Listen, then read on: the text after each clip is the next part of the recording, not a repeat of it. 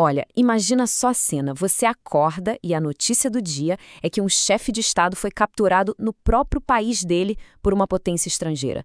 Pois é, foi exatamente isso que aconteceu e, claro, acabou gerando um confronto de altíssimo risco entre os Estados Unidos e a China, com a Venezuela bem no meio disso tudo. Vamos entender direitinho como essa história se desenrolou. A resposta, como era de se esperar, não demorou nada para chegar e veio com força total. Sabe quando o Ministério das Relações Exteriores da China emite uma exigência assim, tão direta? Isso não é só diplomacia, não. É um recado bem claro, um alerta. E foi isso que preparou o palco para um embate diplomático gigantesco. Para começar, vamos mergulhar na resposta da China. E olha, não foi uma crítica sutil nem nada do tipo. Foi uma acusação pública bem direta que ressoou no mundo inteiro. A escolha das palavras aqui é fundamental. Alguém se declarar profundamente chocado, na linguagem da diplomacia, é o nível máximo de alarme. Pequim não estava vendo isso como uma simples operação policial de jeito nenhum. Para eles, era um ataque direto às próprias regras do jogo, às normas que governam as relações entre os países. E a China não parou só na condenação. Ela foi além e apresentou o que soou como um ultimato. As exigências eram super claras, sem espaço para negociação.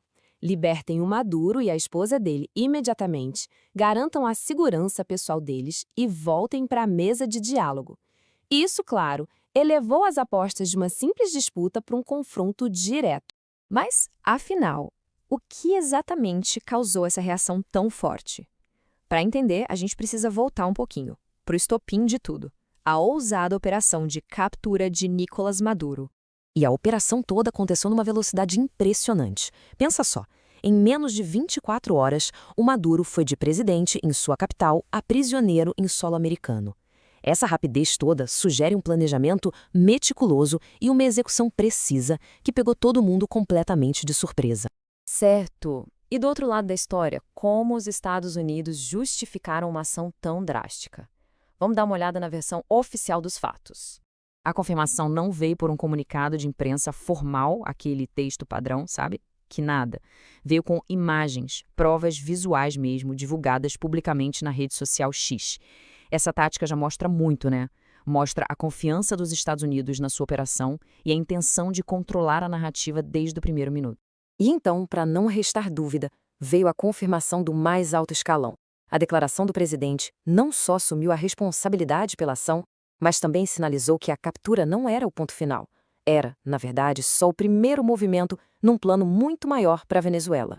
O plano que eles apresentaram parecia simples na superfície. Primeiro, formar um grupo de transição. Segundo, guiar o país. Mas por trás dessa simplicidade existia uma incerteza enorme.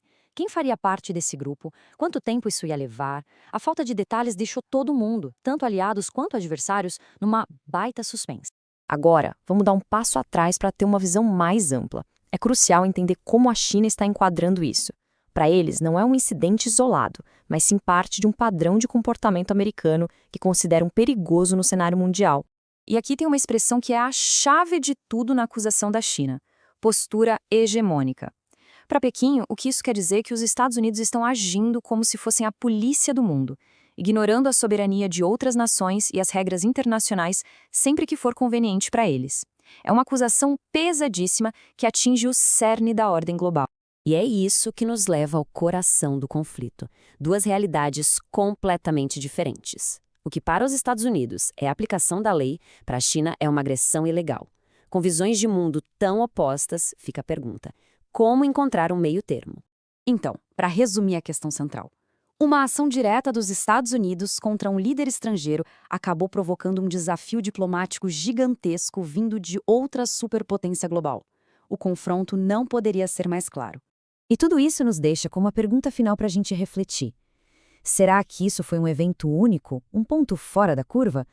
Ou estamos testemunhando o início de um novo e perigoso normal na geopolítica? Uma era onde as superpotências resolvem suas disputas com ações diretas, em vez da diplomacia? O futuro da estabilidade global talvez dependa da resposta.